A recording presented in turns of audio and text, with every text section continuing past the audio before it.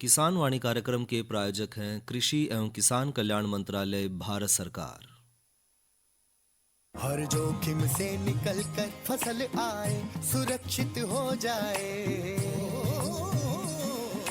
फसल बीमा से हर किसान अब आत्मनिर्भर हो जाए।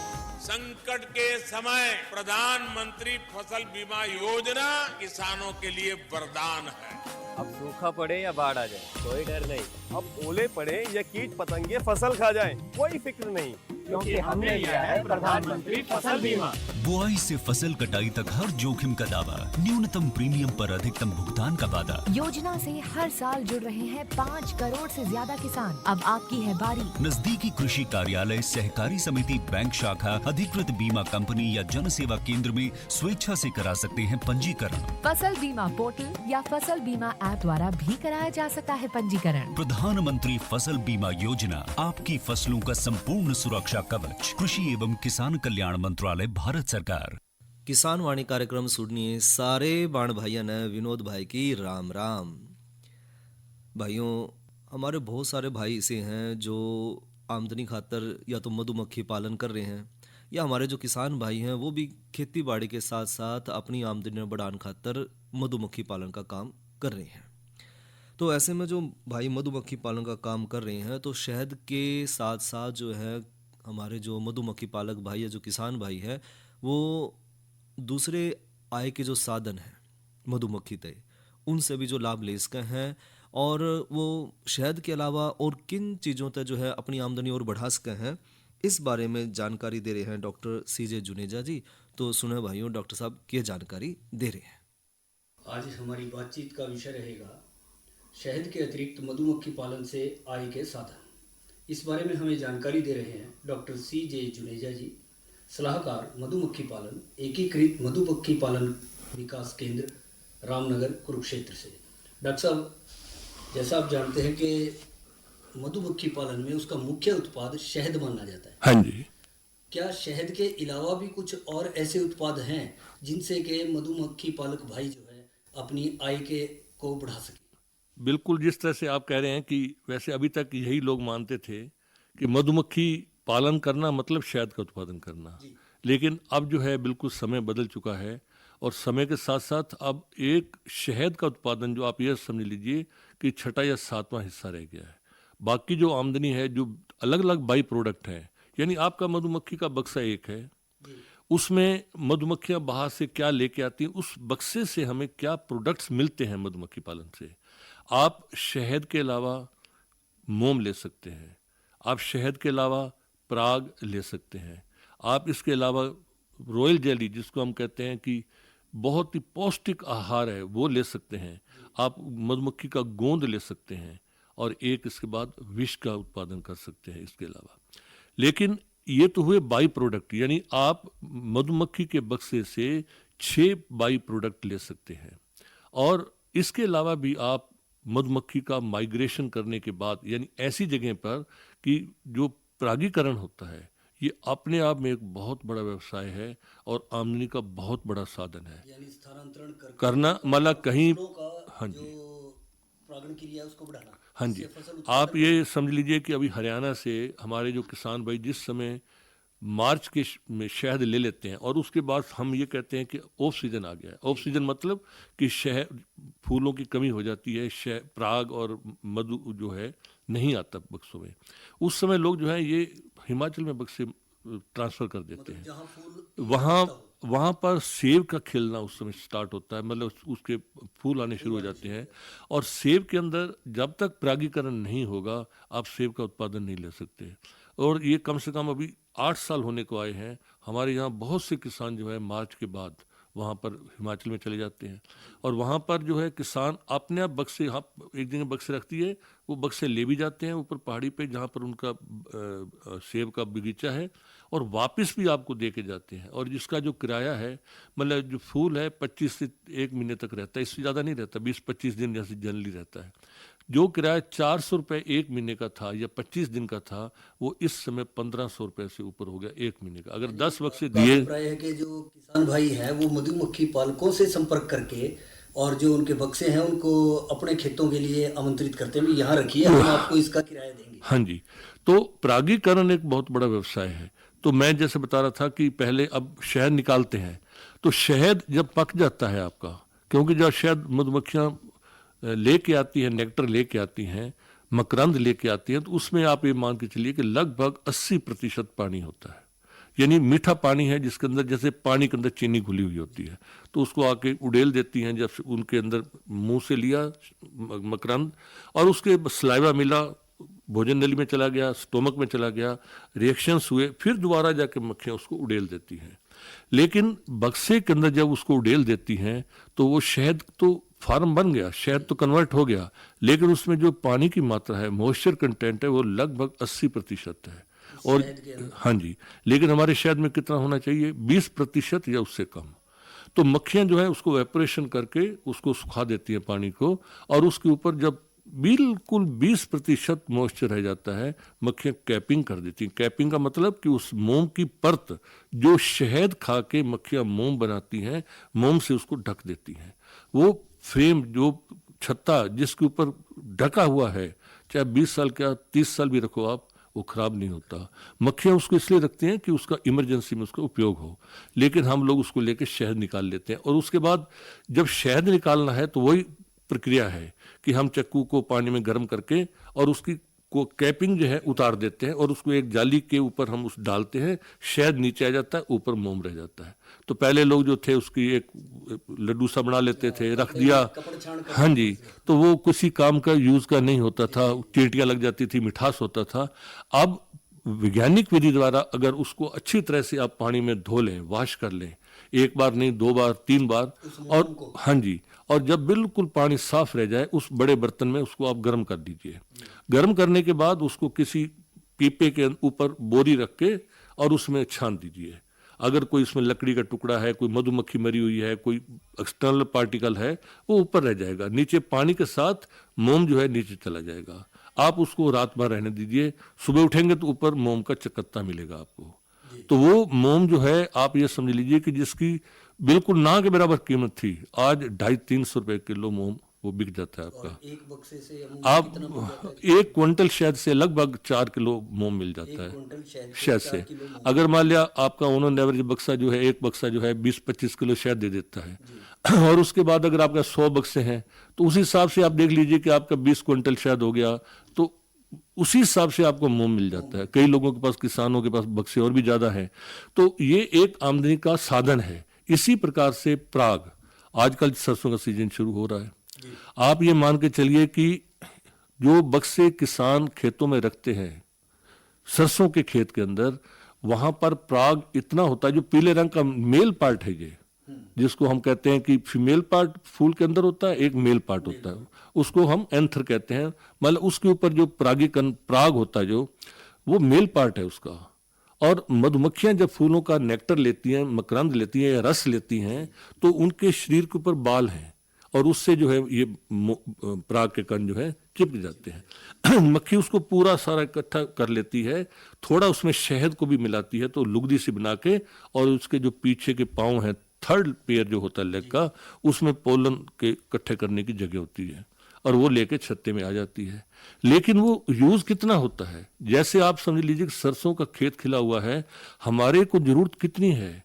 मतलब मुश्किल से 10% भी यूज नहीं होता, इवन 5% भी यूज नहीं होता, क्योंकि पराग जो होते हैं लाखों में नहीं, अब तो करोड़ों में होने लग गए हैं। मतलब इतने फूल हैं, और हर फूल के अंदर जो है लाखों की संख्या में पराग है, तो इतनी जरूरत नहीं है। वो नीचे गिर जाते हैं, और उसको हम हल चला के खेत में जाकर, उसका कोई उपयोग नहीं है। लेकिन अगर आप उसी पराग को इकट्ठा कर दें, तो उसमें 20% से भी ज्यादा प्रोटीन है। आजकल सबसे प्रोटीन का साधन जो है, जो पहलवान है वो आजकल पराग खा लेते हैं और दूध पी लेते हैं, मतलब इतना इसमें पौष्टिकता होती है। तो इसके लिए जो है एक शुद्धता भी है, और उसके अंदर क्या होता है कि बक्से के आगे आप एक जाली लगा देते हैं इस पर्टिकुलर पराग इकट्ठा करने के लिए, कि मधुमक्खी जो है अंदर जब जाती है तो पराग उसके पैरों में जो होता है, तो वो नहीं जा सकती मक्खी अंदर, तो पैर खुल जाते हैं, पराग नीचे गिर जाता है, और नीचे जाली है, जाली के नीचे बक्सा है, और वहां पर पराग इकट्ठा हो जाता है। किया कि रॉयल जेली ये क्या रॉयल जेली भी जो है, मतलब मक्खियां जो है, जिस समय अंडे से लार्वा बनता है, 3 दिन अंडा रहता है, अंडे के बाद जो 4 दिन लार्वा है, 5वें दिन उसके बाद प्यूपा बन जाता है। तो अंडे के साथ जो है लार्वा को जो पहले दिन से मक्खियां रॉयल जेली देती हैं, क्योंकि उसमें रानी का जब उत्पादन होता है तो रॉयल जेली इकट्ठी हो जाती है। और रॉयल जेली अगर आपने इकट्ठी करनी है तो 4 दिन के बाद जिस समय उसको आपने मतलब काट देना है, क्योंकि उसके बाद तो प्यूपा में कन्वर्ट हो जाता है, और उसको रॉयल जेली को, लार्वा को बाहर फेंक के रॉयल जेली, आजकल ऐसे इक्विपमेंट आ गए हैं कि जिससे आम साधारण किसान थोड़ा सा खर्चा करके उस रॉयल जेली को इकट्ठी कर लेता है।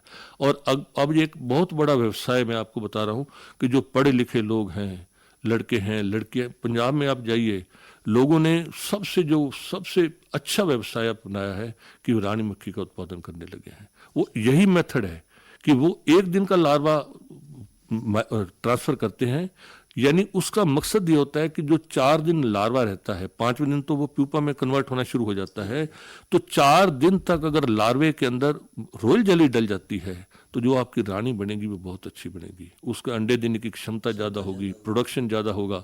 यानी आप ये मान के चलो, रिसर्च तो ये कहती है कि अगर आपके पास 10 बक्से अच्छे हैं रानी मक्खी के साथ और 100 बक्सा आम साधारण जो बक्से किसान रखते हैं, तो 10 बक्से 100 बक्से का मुकाबला कर लेते हैं।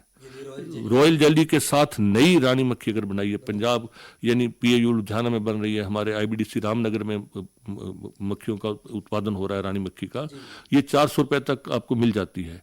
लेकिन उसके अंदर अंडे देने की क्षमता इतनी ज़्यादा होती है कि प्रोडक्शन, यही कारण है हम अब कहते हैं कि हमारा 20 किलो प्रोडक्शन हो जाता है एवरेज। आप पंजाब में जाइए, 40-40 किलो एवरेज प्रोडक्शन है। मतलब अच्छी रानी अगर बन गई आपकी, वो रानी का जो माइग्रेट ट्रांसफर करते हैं वो उसी का करते हैं जो सबसे बढ़िया रानी उनके पास होती है। अगर मान लो 100 बक्से हैं, आप मान के चलो कि सब बक्से 5 फ्रेम पे थे, आपने नए लिए, 5-7 बक्से ऐसे होंगे जो 20 फ्रेम पे पहुंच जाएंगे, तो वो रानी मक्खी बहुत अच्छी है। और उसी का जो लार्वा है, जो 1 दिन का, वो दूसरे में शिफ्ट कर दिया जाता है, और उसको जैसे बक्सों में डालेंगे तो उस रानी मक्खियाँ जो है रोल जेली बनना शुरू कर देंगी। जो वो रानियां बनेंगी वो सबसे बेस्ट बनेगी, और ये मिड जनवरी से 31 मार्च तक आने वाले समय मतलब ये ब्रीडिंग सीजन का टाइम जो बेस्ट सीजन है। टेम्परेचर बहुत फेवरेबल होता है। 15 जनवरी से लेके और 30 मार्च तक फूलों की कमी नहीं है, मकरंद की कमी नहीं है, और पराग की कमी नहीं है। नर भी जो पैदा होते हैं बहुत मोटे मोटे पैदा होते हैं। मतलब किसी प्रकार का एनवायरनमेंट, तापमान बिल्कुल साफ सुथरा और एकदम बिल्कुल अनुकूल होता है 20 से 30 डिग्री के बीच में, और बिल्कुल कोई आंधी तूफान बारिश उस समय नहीं होती। और उस समय जो है जो रानियां बनाते हैं लोग, वो बहुत अच्छा इसका उत्पादन ले सकते हैं। इसी तरह से आप मतलब गोंद ले सकते हैं। आप पराग, मैंने आपको बताया कि एक मधुमक्खी के बक्से से आप 200 ग्राम तक पराग ले सकते हैं। और एक चीज का ध्यान रखना है कि अगर 7 दिन बक्से आपने रखे हुए हैं तो हर हफ्ते में 3 दिन आप पराग लीजिए, क्योंकि 3 दिन या 4 दिन भी ले सकते हैं, 3 दिन लीजिए तो और भी अच्छा है, ताकि मक्खियों को भी पराग की जरूरत है। क्योंकि मक्खियां जो है अपने बक्से के अंदर लेके आती हैं, और पराग से ही तो रॉयल जेली बनती है, और उसके साथ क्योंकि बच्चों की फीड भी है, शहद और पराग, ये मक्खियों को शहद और दिया जाता है। तो कहने का मतलब है कि मक्खियों का परिवार भी चलता रहे, और आपको पराग जो बिल्कुल आपके नीचे गिर जाता था, किसी काम नहीं आता था, आप हल चला देते थे, मैं कहता हूं कि बहुत ज्यादा उपयोगी चीज है। एक समय था जब इसको कोई लेता ही नहीं था। अब जो है 300 रुपये स्टार्ट हुआ, 700-800 1200 रुपये तक आम बिक रहा है। अगर आप जींद और रोहतक साइड में चले, जो जहाँ की पहलवान ज्यादा है, वहां तो ये है कि 2500 रुपये किलो का पराग 1 किलो बिक रहा है। तो ये ऐसे व्यवसाय हैं कि आप बाई प्रोडक्ट्स में जा सकते हैं, आप परागीकरण में जा सकते हैं, आप रानी मक्खी के उत्पादन के लिए जा सकते हैं। तो ये सभी अगर आप अपनाएंगे तो आपकी आमदनी डेफिनेटली 7-8 गुना 10 गुना आपकी आमदनी हो जाएगी। तो शहद बहुत अच्छी बात है, शहद से आपको फायदा होता है, लेकिन अगर इन बाई प्रोडक्ट्स में कोई भी काम कर लेंगे, आपकी आमदनी 7-8 गुना 10 गुना तक बढ़ जाएगी। तो ये तो डॉक्टर साहब आपने जो जानकारी दी कि शहद के अतिरिक्त मधुमक्खी पालन से आय के साधन और भी बहुत से हैं। न केवल एक शहदी उत्पाद है, बल्कि उसके अलावा 6-7 और भी तरह के उत्पाद आपने बताए, उनके भी लेकर के किसान भाई जो हैं या मधुमक्खी पालक जो भाई हैं वो अपनी आय को बढ़ा सकते हैं। इस सब जानकारी के लिए डॉक्टर CJ जुनेजा जी, आपका बहुत बहुत धन्यवाद। धन्यवाद। और ये तो ली भैया ने जानकारी मधुमक्खी पालन से शहद के अलावा आय के जो दूसरे साधन हैं वो हम अपना कर किस तरह अपनी आमदनी को बढ़ा सकें हैं, और इस बारे में जानकारी दे रहे थे डॉक्टर CJ जुनेजा जी। और भाइयों, ये बात करें आज के मौसम की, तो आज का अधिकतम तापमान रहा 22 डिग्री सेंटीग्रेड और न्यूनतम तापमान रहा 8 डिग्री सेंटीग्रेड। और आने वाले कल का अधिकतम तापमान रहने की संभावना है 22 डिग्री सेंटीग्रेड और न्यूनतम तापमान रहने की संभावना है 6 डिग्री सेंटीग्रेड। और भाइयों, कल अन्नदाता कार्यक्रम में जो कार्यक्रम के विषय रहेंगे उसमें हम चर्चा करेंगे पशुधन बीमा योजना पे, और साथ ही भाइयों लेंगे जानकारी नई फसल नई उमंग के तहत टमाटर, बैंगन और मिर्च फसल की देखभाल पे, और जानकारी लेंगे गेहूं की फसल में उर्वरकों का उचित प्रबंधन पे भाइयों। और इब करो भैया का मनोरंजन, सुनाइए लोकगीत। गीता जी के 10वें अध्याय में न्यू कह गए कृष्ण मुरारी रे अर्जुन, दिल की दुतिया दूर करो तुम्हें, मानो बात हमारी रे अर्जुन।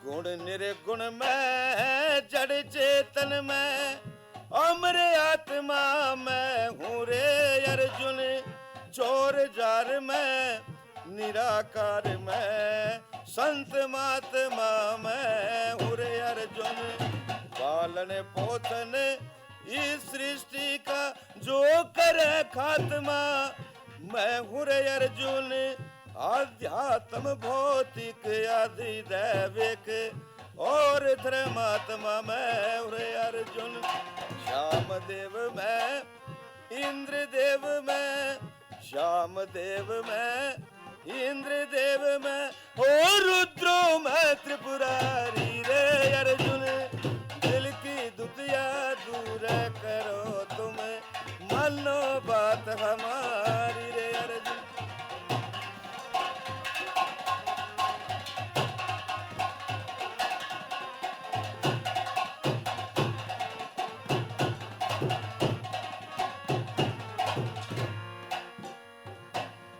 मन में तन में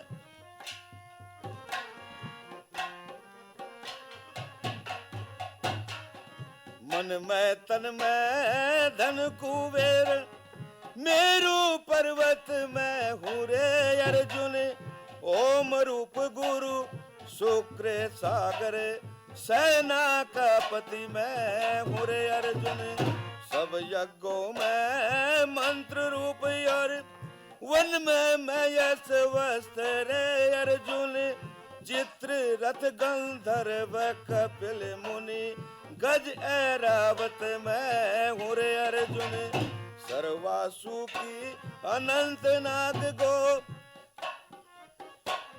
प्यारी रे अर्जुन, दिल की दुतिया दूर करो तुम, मानो बात हमारी रे अर्जुन।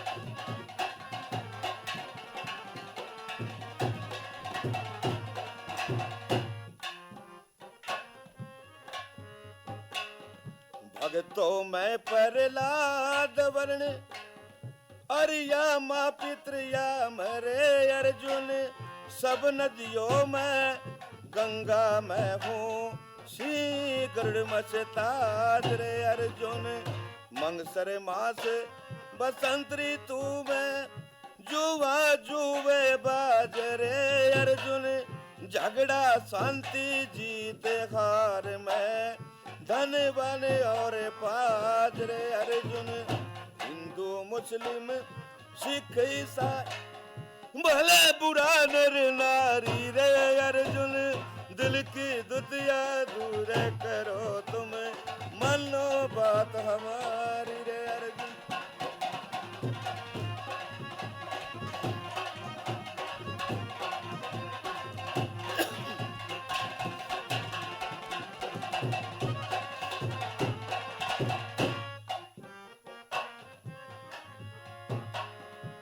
तीर्थ आश्रम वर्ण अरण गिरि पर्वत सागर वासी रे अर्जुन पूरी भारती सरस्वती दस नाम सनासी मैं हुरे अर्जुन भूमि अग्न पवन पानी पाताल आकाशी मैं हूँ रे अर्जुन घट घट वासी आनंद राशि दास उदासी मैं हूँ रे अर्जुन साधु राम भरम की फंस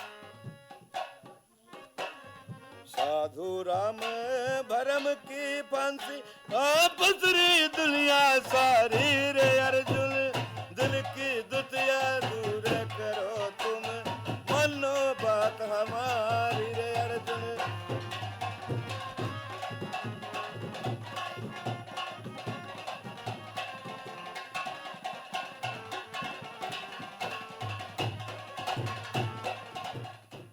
ये तो सुना भाइयों ने रागणी और गायक कलाकार थे ज्ञानचंद वर्मा। और भाइयों ये भी लेवा जानकारी प्राकृतिक खेती में प्राकृतिक कीटनाशक नीमास्त्र पे। किसान भाइयों जितने भी रस चूसक या जो फल तना छेदक जितने भी कीट हैं उनके नियंत्रण खातर हम नीमास्त्र इस्तेमाल कर सके हैं। और नीमास्त्र ने भाइयों हम 6 महीने तक जो है स्टोर कर सके हैं। बनाने की विधि की बात करें तो भाइयों एक बर्तन में 100 लीटर पानी भर लें और इसमें 5 लीटर देसी गाय का मूत्र मिला लें और साथ में भाइयों इसमें मिला लें 5 किलो देसी गाय का गोबर भी। और फिर भाइयों एक कुटी हुई जो है 5 किलो नीम की पत्ती और कुटी हुई निम्बोड़ी यानी कि जो नीम का बीज है उसने भी इसमें मिला लें और इस मिश्रण ने भाइयों 24 घंटे तक धर दें। और उसके बाद भाइयों लकड़ी या जो डंडे की मदद से दिन में 2 बार इसने गोल गोल घुमावें और इसके बाद भाइयों इस घोल ने जो है सूती कपड़े तक छान लें और इस घोल का स्प्रे भाइयों 100 मिलीलीटर हमने 5 लीटर पानी मिलाकर जितने भी रस चूसने वाले कीट हैं या जो मिलीबग हैं उनके प्रकोप तक बचाने खातर अपनी फसल पर छिड़काव करना है। और हम देखेंगे कि उसमें जो है हमारी फसल में बहुत लाभ मिलेगा। यानी कि जो रसायन हैं उनका इस्तेमाल करे बगैर जो है हम जितने भी रस चूसक और फल या तनाछेदक जो कीट हैं उन पर हम नियंत्रण पा सकेंगे। और भाइयों एक कर चर्चा मृदा स्वास्थ्य कार्ड पे। किसान भाइयों भारत सरकार ने साल 2014-15 में जो है सतत कृषि के लिए राष्ट्रीय मिशन की मृदा स्वास्थ्य और उर्वरता पर राष्ट्रीय परियोजना के तहत मृदा स्वास्थ्य प्रबंधन और मृदा स्वास्थ्य कार्ड ये योजना लागू करी थी। और मृदा स्वास्थ्य कार्ड भाइयों किसानों को उनकी मिट्टी में जो पोषक तत्व हैं उनकी स्थिति के बारे में सही तरह से जानकारी देवे है और साथ ही भाइयों मिट्टी के स्वास्थ्य और उसकी उत्पादकता में सुधार खातर जो लागू किए जाने वाले जो पोषक तत्व हैं उनकी भी उचित खुराक की सिफारिश भी हमने बतावा है। और अब तक भाइयों बात करें अगर किसानों की तो 23 करोड़ 58 लाख किसान भाई जो है उनको मृदा स्वास्थ्य कार्ड बांटे जा चुके हैं। और इन योजनाओं का भाइयों लाभ ये है कि जो किसान भाई हैं उस योजना के माध्यम से मिट्टी के स्वास्थ्य के संबंध में समय समय पर किसान भाइयों को अलग अलग गतिविधियों के माध्यम से दिशा निर्देश जारी करे जाए हैं। और मृदा स्वास्थ्य कार्ड पर भाइयों सिफारिशों के आधार पर जैविक खाद और जैविक उर्वरक के साथ साथ भाइयों माध्यमिक और जो सूक्ष्म पोषक तत्व हैं साथ ही साथ जो रासायनिक उर्वरक हैं उनके भी विवेकपूर्ण उपयोग पर सिफारिशों को अपनाने के लिए किसान भाइयों के बीच में जागरूकता पैदा करने खातर प्रशिक्षण भी दिया जावा है, उसमें प्रदर्शन भी आयोजित करे जावे हैं। और अब तक भाइयों पूरे देश में जो है मृदा स्वास्थ्य कार्ड सिफारिश जो है लगभग 93,781 किसान भाइयों को उसमें प्रशिक्षण दिया जा चुका है और लगभग 6,45,000 जो है इसमें प्रदर्शन अब तक किए जा चुके हैं। और 7,425 किसान मेले भी जो है इसमें सरकार जो है आयोजित कर चुकी है। यानी कि समय समय पर जो है किसान भाइयों को मिट्टी की जो उपजाऊ शक्ति है उसके बारे में सभी तरह की जानकारी दी जावा है। और जो मृदा स्वास्थ्य कार्ड योजना है इससे किसान भाइयों को जो मिट्टी की गुणवत्ता है और उसमें मौजूद जो पोषक तत्व हैं उनकी संपूर्ण जानकारी मिला है। साथ ही साथ इससे किसान भाइयों को पता चला है कि उनकी मिट्टी में किन किन पोषक तत्वों की कमी है और उन्हें कौन कौन सी फसल इस तरह की मिट्टी में लेनी चाहिए।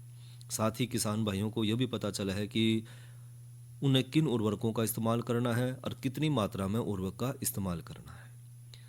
और मृदा स्वास्थ्य कार्ड तक किसान भाइयों को मिट्टी की जो प्रकृति है और उससे संबंधित जो दूसरे पहलू हैं और जो नवीन यानी कि जो नई जानकारी हैं वो भी किसान भाइयों ने समय समय पर इस दी जावा है।